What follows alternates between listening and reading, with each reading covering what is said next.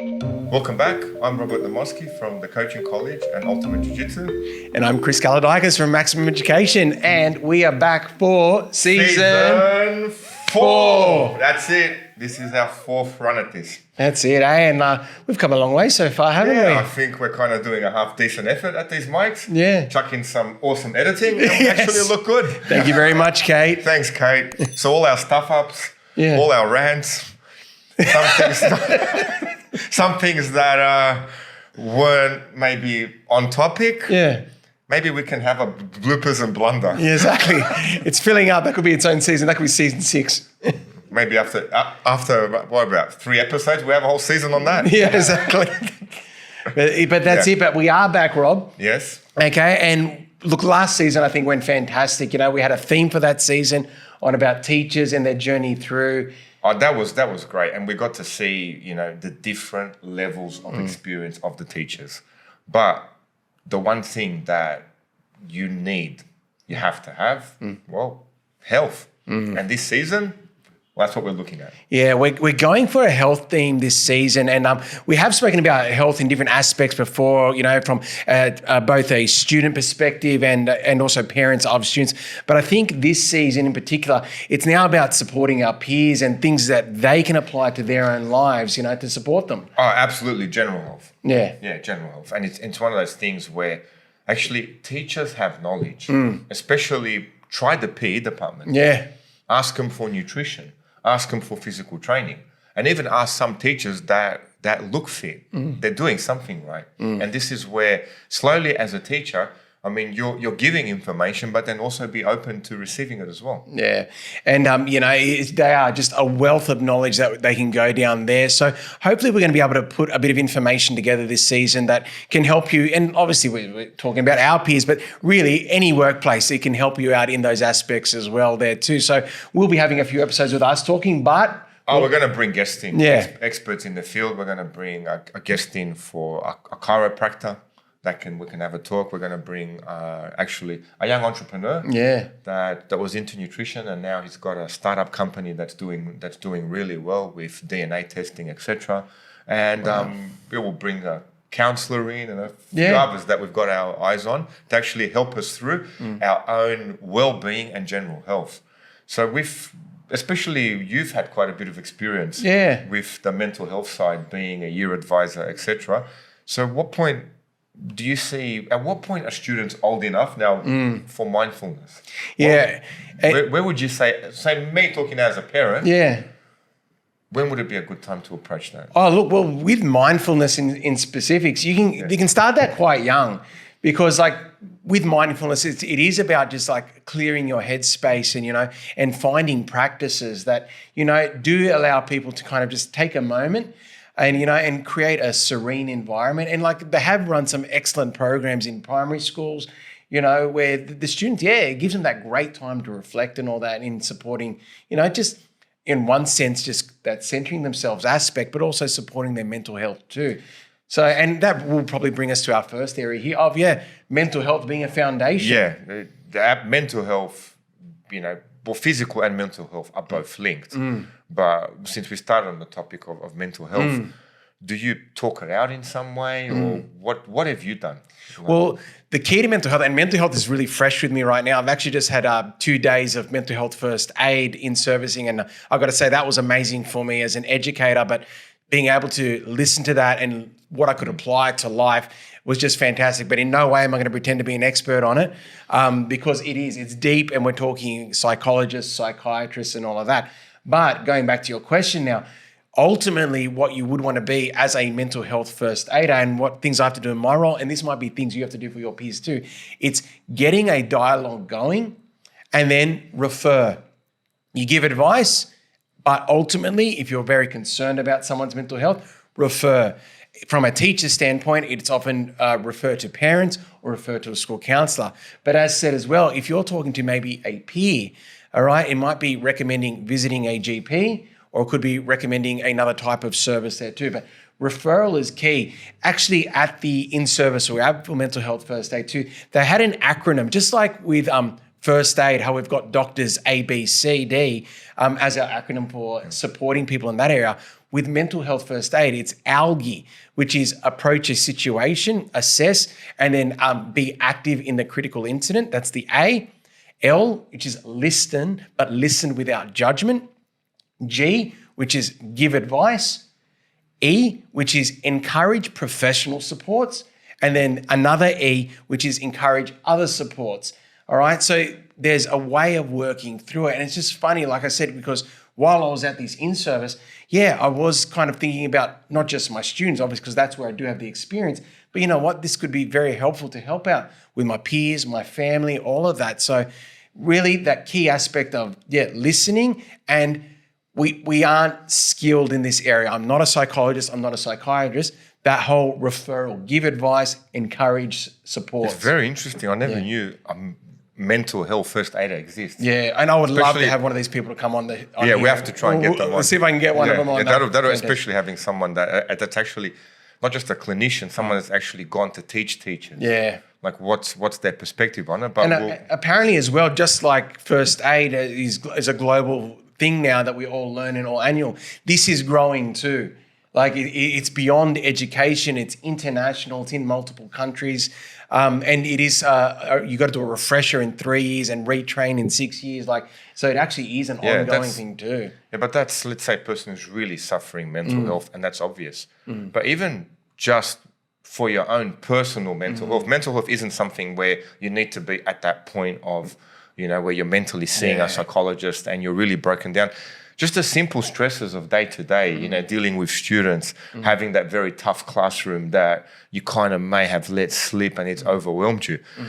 Simple support like talking it out with your peers, sitting over a coffee machine, having a laugh.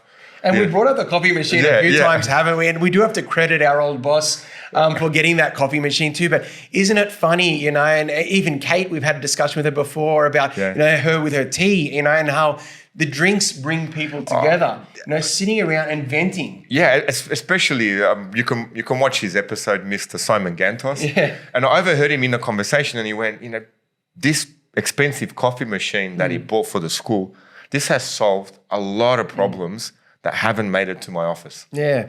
And good on him, Mr. Simon Gantos. Thank you very much for that coffee machine, sir. And we hope you're doing well at your new school. Yeah, that's it. But I'm still enjoying it. Yeah, absolutely. So out there for the principals, invest in a very expensive coffee machine. We're not joking. We're not tongue-in-cheek about that. That is legit. It would solve 40% of your problems with teachers. Yeah, but it is, it's not just that caffeine hit, but sitting down with your peers, talking through over a coffee. Yeah. And I noticed at the school I'm at now, at St. Mary's and St. Mina's, a teacher brought in a big table. Yeah. So it was a long table, chairs around, and now all of a sudden we're sitting, eating, having a chat, having a laugh, even that mental debrief at the end of the day with a joke or a song or something. Yeah. And you actually go home feeling, all right, I had that.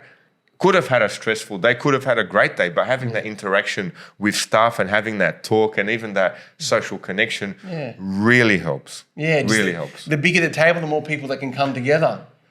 And it's just that great sense of feeling where, okay, you're not by yourself. You're not isolated. So if you are feeling isolated and by yourself at school as a teacher or anywhere in the workforce, you'd be amazed how many people are out there and do really want to talk. You just... And I would say there too, if I have one of my own downfalls in this area, I do not sit in the lunchroom enough. When it's lunchtime and recess at our school, because I am in wellbeing, I'm often in the yard, trying to, pick spot fires and put them out before bigger things can happen. But it does make a difference when you actually get a chance to sit it down and just debrief with a peer. Oh, I'm king, I have to admit. Why am I not surprised? Talking crap, jokes, holding all these papers that I've marked, walking past the English department, making them feel welcome that we have hard marking too from maths and having stuff thrown at me from them. I can see I've helped their mental health. Yeah. But having that banter as well. Banter's fun. Oh, look, it is. But within limits. Yeah. And then I think then the next point that I want to talk about too, and it's something that I've kind of adopted. And actually when I was at this in-service, they're asking about like, what do you do for your own mental health? And I think this one is very unrecognized. It's actually creativity. We don't take it as seriously as we were when we were young, almost like being creative. We encourage our children to be creative. We encourage them to do their art. But then as adults, do we still get a platform to be creative? And obviously there is the traditional sense of artwork. And that's the examples actually showed at this in-service, that people who had disorders, well, one of their ways of dealing was creating a visualization, an artistic visualization of how that disorder happens. But then what is modern creativeness? And I actually believe we do that here, with our team here in the production and in what we're producing. We're having a platform to be creative in how we get our message across. I think as well, creating a PowerPoint presentation is creativity. And I think that's where there's a bit of an outlet there. People can put themselves into their work. And I think it's just a very... Yes, as a teacher, I mean, this is where your lesson comes across really well. If you can see a little bit of creativity in your notes you're writing, even something you think is bland as maths, I probably rewrite all the notes every 2 to 3 years. Yeah. Sit there during the 6-week break. And when you see teachers that are really fine-tuning their art, they do bring that little bit of creativity into their work, into their classroom. I mean, we even had, for example, persons that's mentoring me, Talat, you could see he said that, he was a drama teacher. Yeah. Yeah. And the way he expresses himself, articulates himself in a classroom, there's a certain creativity behind that. So I reckon it's even more than just mental health. Teachers that I've noticed that you go, oh, wow, I'd really like my kids to be taught by them. They do bring that creativity in, and that's what keeps them fresh teaching all the time. So there could be something a little bit more to creativity than just mental health. Well, and it's great like that you actually referred to Talat then too, because obviously Talat's a recognized amazing mathematics teacher. You're the same. You're both amazing mathematics teachers. But if students are in your classes, it'd be very different vibes because you're both unique from your creativity. Yeah, your creativity is an expression of your personality. So your personality comes across into your teaching. Now, in order for that to happen, well, how do you present it? In what creative way do you attract the kids' attention? And then to be able to teach them. So I reckon it's probably the backbone of teaching. There is, and there's fulfillment in that. I teach it this way, and look, I'm being myself, and my class enjoy that. I think there is a lot of fulfillment there. But it's actually a topic that 4 seasons, we finally come across it. Yes. As a teacher, creativity would be the pillars of education. And if anything, and I'm glad you kind of said it that way too, you out there, you teachers out there, you don't know how creative you are every day. Okay, it's just a natural thing to be. The way you are engaging the students, that is creative. And I think that's what you've always got to remember too. Be yourself and inject yourself into your classes, but have your outlet too. What is the way you can just go crazy creative? And it could be just something personal too. So what do you do? Make PowerPoint slides and podcasts. Me, I'm a martial artist. That's right, you are. That's it. Creative ways of causing pain. So we creatively, it's what can you describe it like? It's like folding people with their clothes still on them. My legs in a knot. Someone mentioned it. No, but with that, well, obviously with the martial arts, there is a certain creativity to that.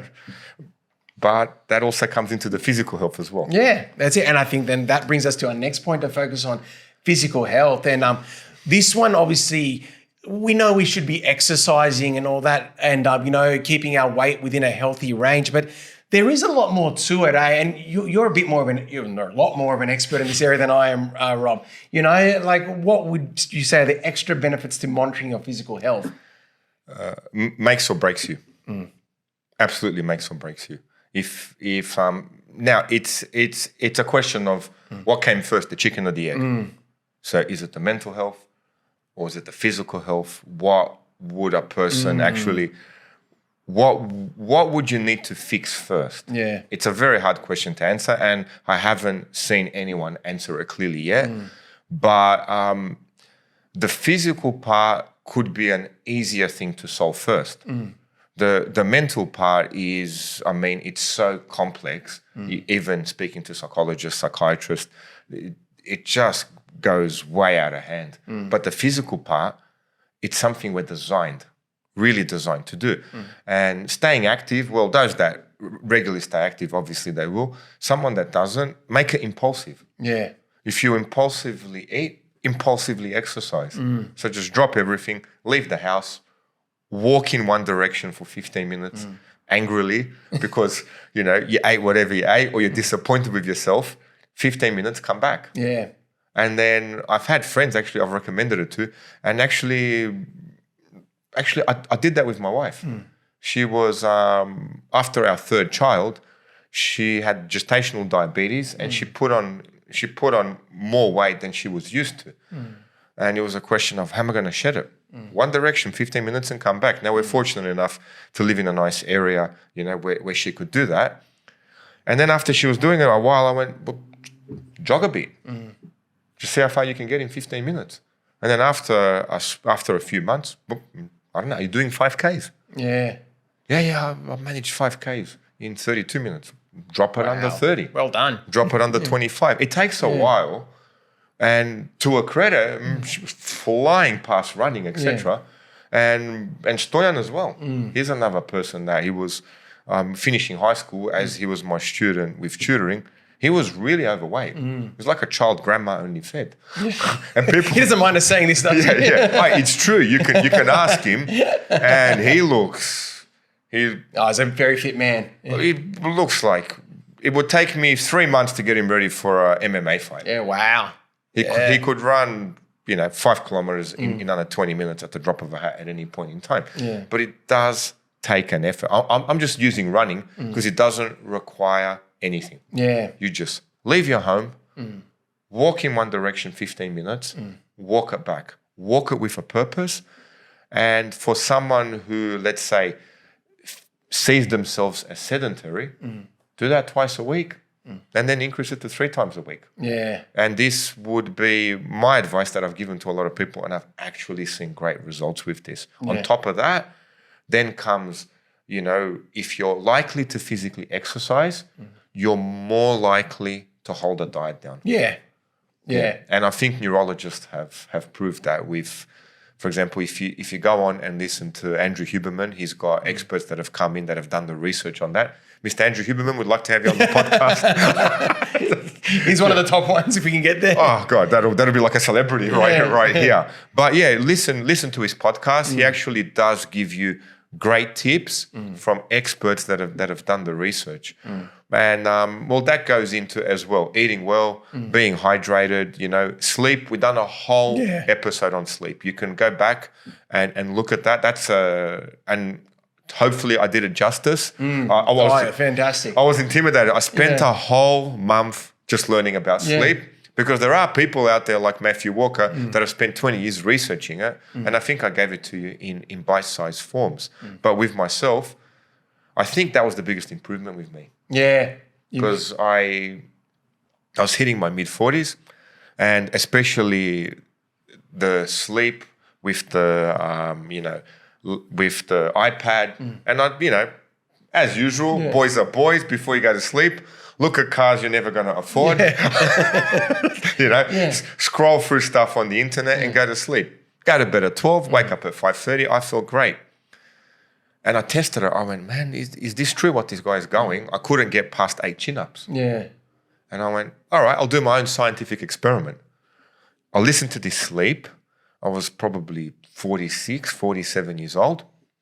50 chin-ups before my 50th birthday. Yeah, Let's see. And you know what? And I just grinded it in. Yeah. And a month before, thank you, God, I managed the 50 chin-ups before my 50th birthday. And probably the only thing that changed was sleep. Yeah. You described it in that video too. You said it's like a superpower. And you'd say I'm aging. Yeah. You shouldn't be getting stronger. Yeah. But it wasn't that fact that I was aging, the fact that I was actually harming myself. Yeah. So, eating well, okay, you could be harming yourself. Not sleeping, definitely. That's the big one you need to address. But from the latest research I've read, actually staying active probably outstripped all of them now. Yeah.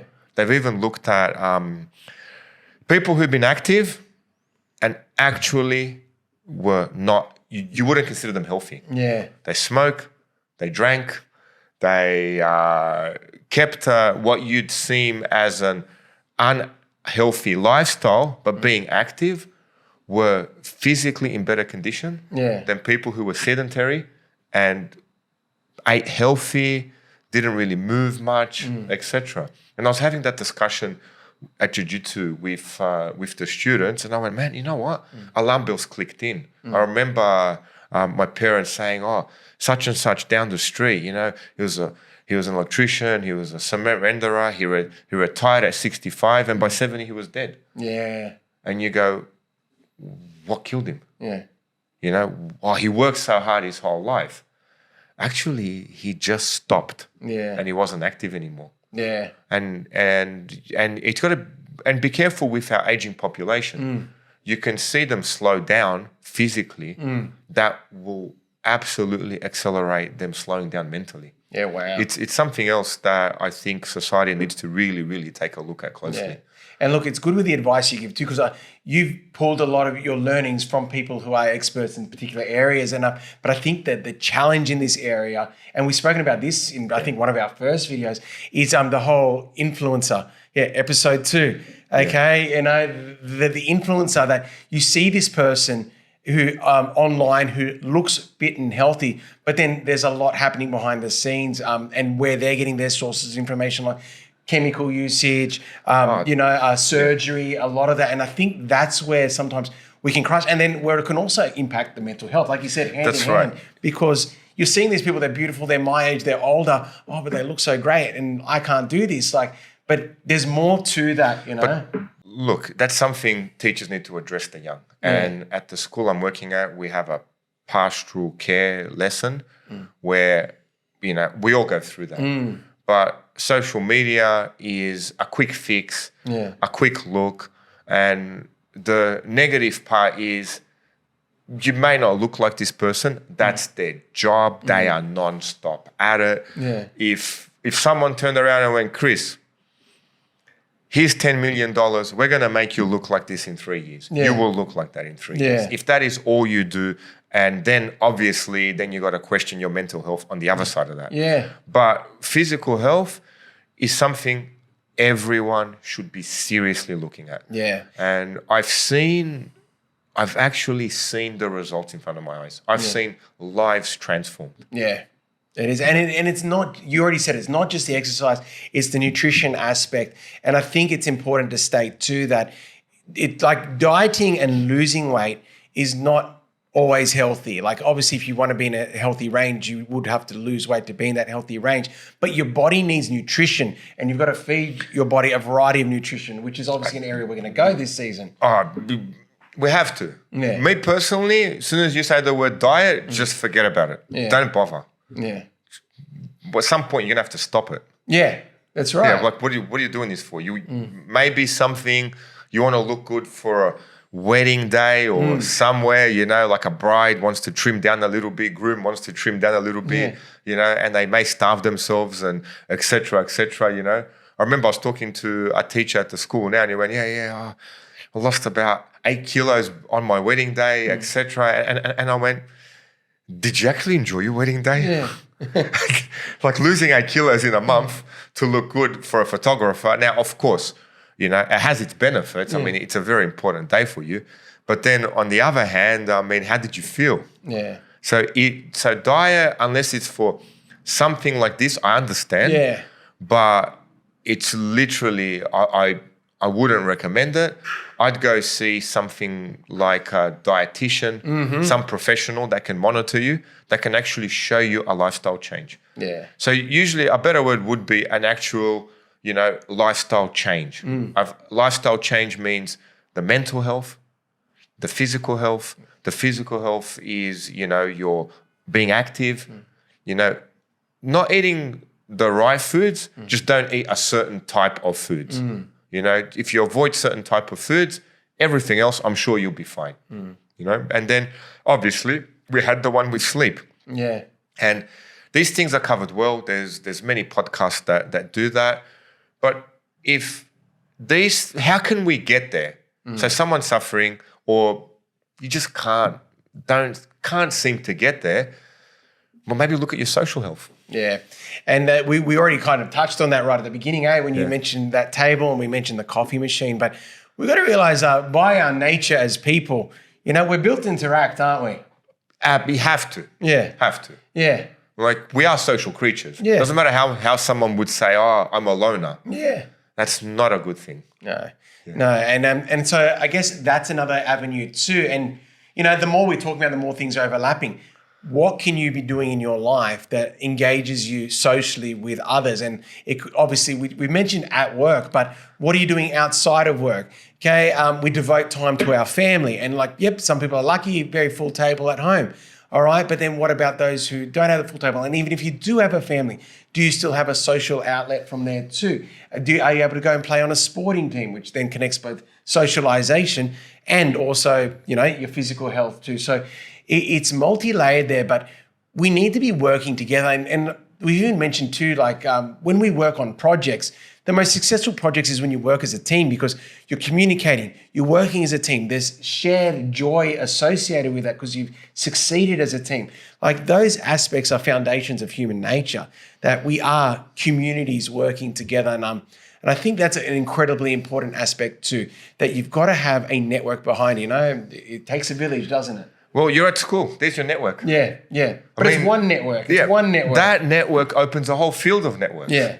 I mean, just in your department, and Angelo, I am going to learn golf, please. I've got a teacher. Yeah. I consider him a good friend that's going to teach me to play golf. And I promised him. Yeah. I've got to find the time, and I will. And there you go. Yeah. Through the teachers around you, there's a network. Yeah. You are called out to socialize with those teachers. They become your friends. Yeah. They introduce you to other things you may be interested in. I had a young man from the school join my jiu-jitsu class. Yeah, wow. Well done, Anthony. Is he hanging in there? More than hanging in there. This is a powerful man. Oh, great. Yeah, I call him a man. He's probably half my age. Yeah. But still, he's articulate. He's intelligent, and he built himself another social network with that activity. So come to Ultimate Jiu-Jitsu. Yeah. We're ready for you. Now, not just that. Anything. You can have, for example, there's a social network we have at our local church group. Now, we're all of the same faith, not particularly the same ethnic background, but that builds social connections really well. Anything where there's human interaction, and the most important thing of all, anywhere you are, just smile. Yeah. This is what I've tried. I could be having a hard day. Kids have kept me up all night. I walk in through the office. There's a lady there, Alana. She runs the school. Anything you want, she gets done for us. And I make it a point to smile at her. Yeah. Absolutely. I put a smile on her. She smiles back. We have a laugh. And you know what? No matter what's happened, my day begins. Yeah. Well, it's almost like an olive branch when you do that too. It makes you approachable. When you've got that big smile on your face, then people feel like they can come to you and communicate with you, and, it allow you to execute a relationship there, and a connection too. And I think also as well, an aspect too of comfort is that ability to speak openly. And like you said too, you've got your church where you can speak openly about faith.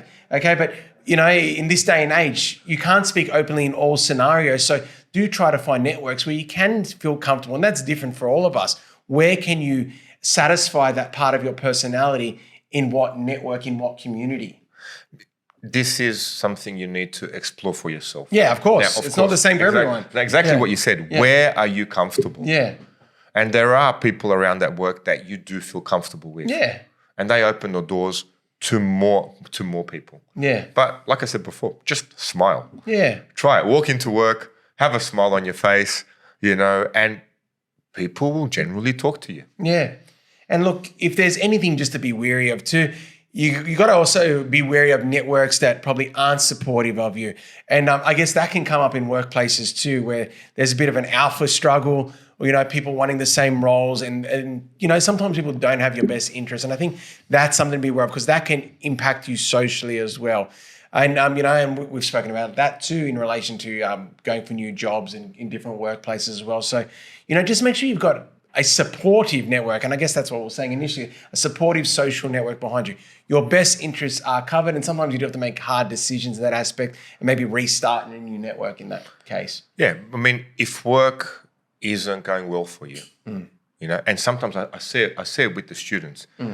Some sit in my roll call and they've got this picture of doom in their face. Yeah. I walk over, just give me a smile. Yeah. That's a joke. Yeah. And it's like, one smile, come on, you have to give me a smile. The day begins, just one smile, and you can frown after that. Yeah. And you watch them grin, they try not to smile, they laugh a little bit at you, and then you see them slowly open up, Yeah.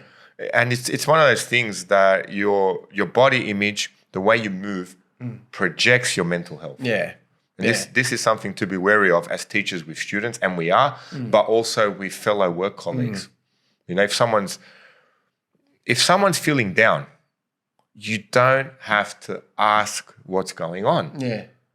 You can remove them from what's going on with the environment you create. Yeah. Now, if they want to share, they share. If they don't want to share, they can pick those pieces up at the door once you've removed them from that environment. Yeah. And that could be the greatest help for someone. Yeah. So me personally, if someone's feeling down, now I'm not a counselor to walk in there and go, hey, you okay? What's wrong? Yeah. I try and go, okay, we're here now, we're having a good time. Yeah. Let's go. Have a laugh, have a chat. Yeah. If they wish to say, oh, this and this is happening, okay, talk to me. Is there anything I can help you with? Anything I can ease your load?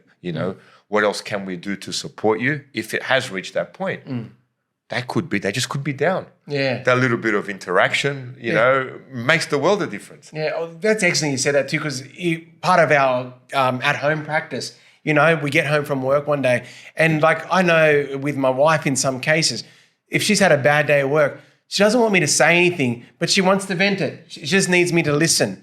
I wouldn't know the answer, and this goes in many aspects of other relationships too. I don't know the answers to solve people's problems, but sometimes giving that person an avenue just to speak out what their grievance was and give them the facility to talk through their own processes, they appreciate that. Yeah. They're not expecting to be the expert to have the answer to solve their problems, but just someone that can be there to listen. That listening is a key aspect. Yeah, it was a funny thing in my relationship when I was dating my wife. Yeah. She had to explain venting to me. That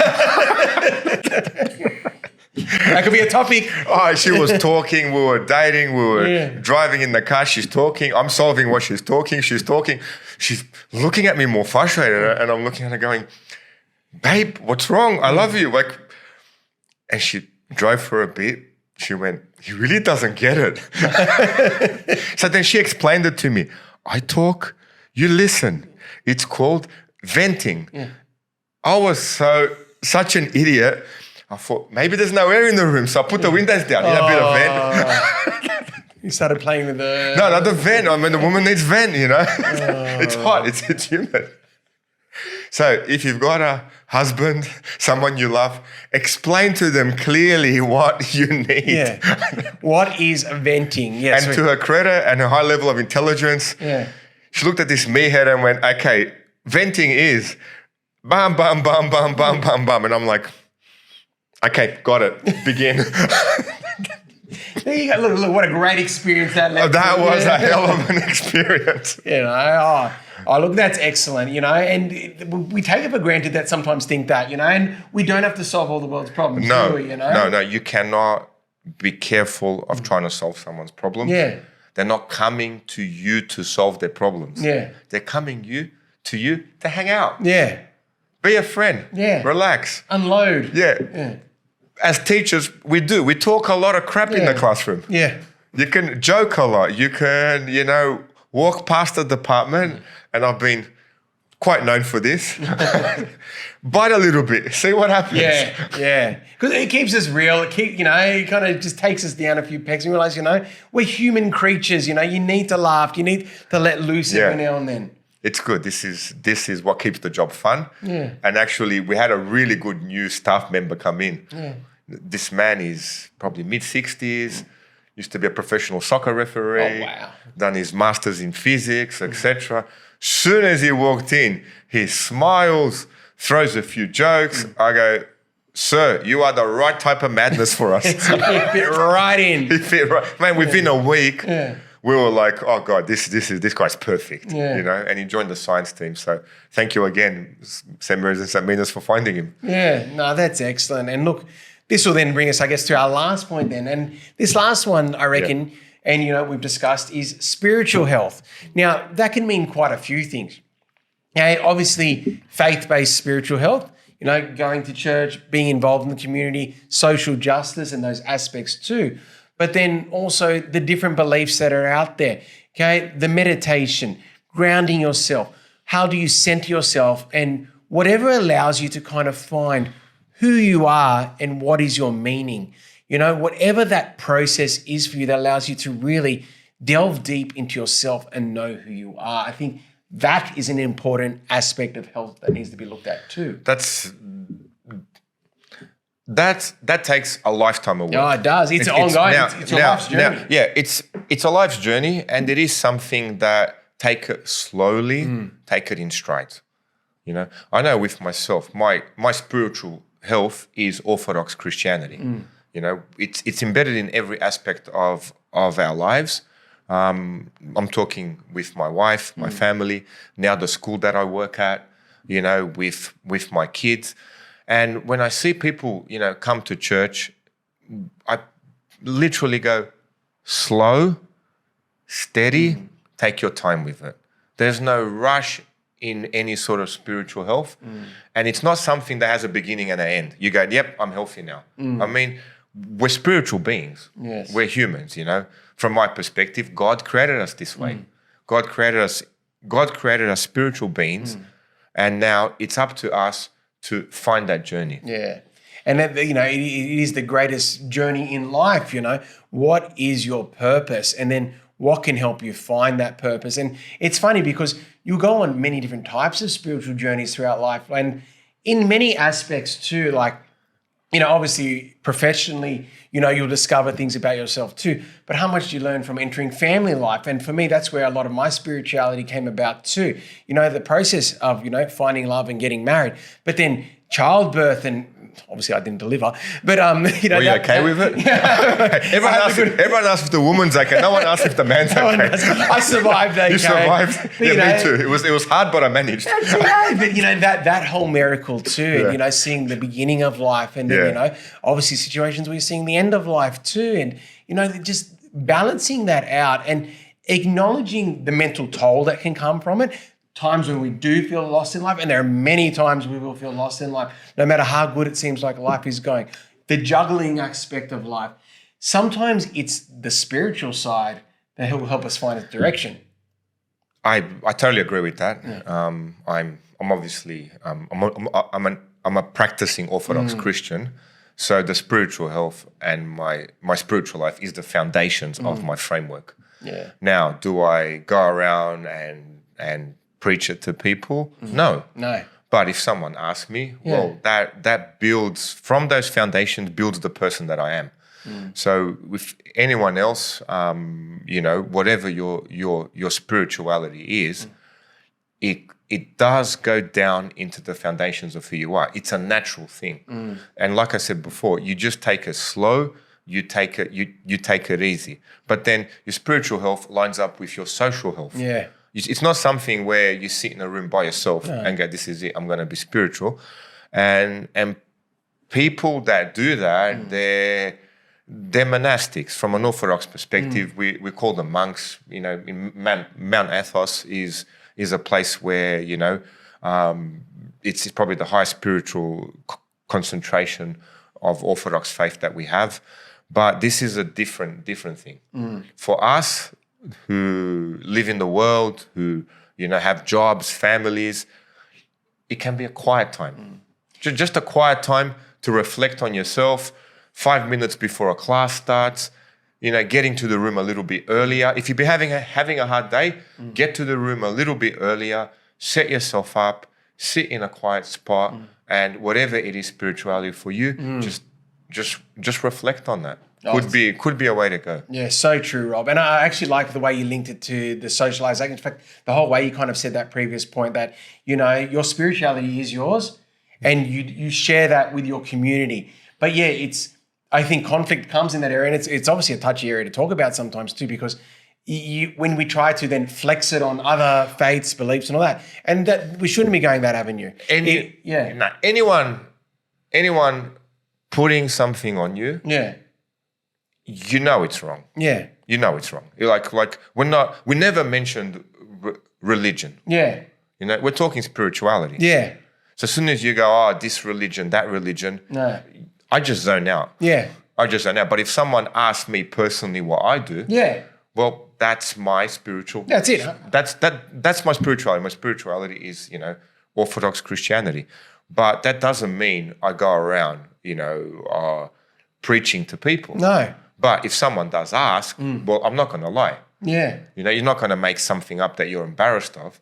And, it may help someone, or someone may find solace in just speaking with me. Yeah. This is something that, especially as we age now, I'd say I'm hopefully halfway through my life. Yeah. You're looking after yourself, so you'll be fine. Oh, whatever God decides, that's something beyond my control.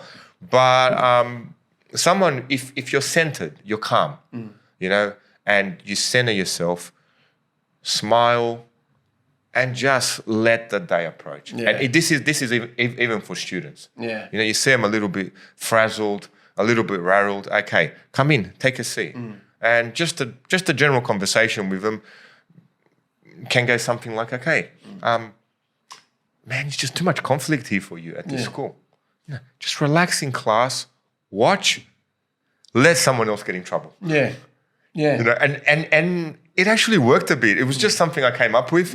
And the student actually come up to me, sir, it worked. I watched them and they got a detention. Okay, it felt good, eh? It's like a Jedi power. Yeah. Especially the homeroom I had. Yeah. A bunch of Year 9 boys. That was so much fun. And the teacher, Sonia, the year coordinator, goes, do you mind having him? No problem. And at the end of the day, it's through the spirituality, how can you get across to this person? Yeah. Yeah. But like I said, everyone's got their own personal journey. Yeah. And slow and steady, Accept that it is your own personal journey, and we are of the same faith. Yeah. Okay. But obviously very different journeys. Different experiences that form our faith. You're much more active than I am. No way am I going to compare to. It doesn't mean I'm a better person. Yeah, I just need more confession. No, that's it. But nor do you flex that on me too. No. And I think that's important too. We're all on our own journey there, no matter what you believe too. But just that acknowledgement to satisfy your own spirit, and what things do you do for that too? Whether it is going to church, meditation, yoga, nature walks. There's a whole variety there that you could be doing, but helping you find your fulfillment, your passage, and enjoying the life journey. Yeah, and that actually comes to, you're alive. Yeah. Live with intent. Yeah. Whatever you do it now. Now at this point in time, we're doing a podcast. Yeah, that's it. I could have had to set 4 exams. I've got marking up to my neck, etc. Wasn't feeling well a few days. Couldn't miss out on school because I knew if I did, then I have to pick up the pieces after. But at this point in time, we're talking. We're here. It's Friday night. I'm sure you'd love to be resting, Heaps of it related to that there too, Actually, I really enjoy this on a Friday night. Yeah, it's our social Yeah, there you outlet. Go. Me and Chris created our own social outlet. Yeah. With creativity. That's it, eh? And that's what it's all about there too, okay? So seeing the way, hopefully by the way we've spoken about it, it's great the way you said it then, you see how they all overlap, okay? They all come, you be creative, it supports your mental health. You get outside and go for a walk, clears your mind, supports your spirituality, supports your health. So they are kind of going in tangents. So we will kind of focus on over these next few weeks. Yeah. We'll talk about these independently, and we will try to bring in experts in different areas. We'll bring in experts in different areas, non-teachers this time, and actually to help us all. Yeah. Whether you're a teacher, a student, a parent. Yeah. general community. Yeah, that's, something that's out there to, help us all in those different ways there. And, and just a reminder too, if you are healthy, if you are able to get up and breathe and be out there in the world, realize how good you've got it. Just remind yourself of that, how lucky we are to be active, to have opportunity. Don't take that for granted, okay? Because I like the way you said that there, Rob. We're young, we've got the energy, do crazy things, have fun, find out who you are, okay? And let's explore that. You have to. It's called living. Yeah, it is called living. Make sure you do it. Okay. So thanks again, guys. We're on for season 4. We are very excited. I'm Robert Namoski. And I'm Chris Kaladikis. See you later, everyone. Take care.